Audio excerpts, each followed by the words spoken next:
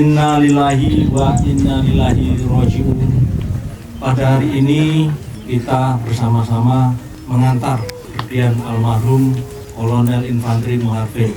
Beliau mengabdi selama 32 tahun, yang terakhir mengabdi di Kodam Hasanuddin. Untuk itu saya selaku Kasdam 14 Hasanuddin, saya juga mewakili keluarga besar 91 Akmil.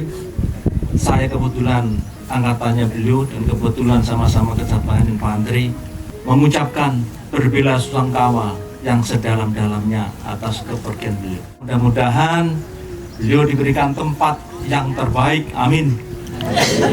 Diberikan tempat yang mulia, amin. Dan diberkahi alam sekitarnya dan di alam surga, amin.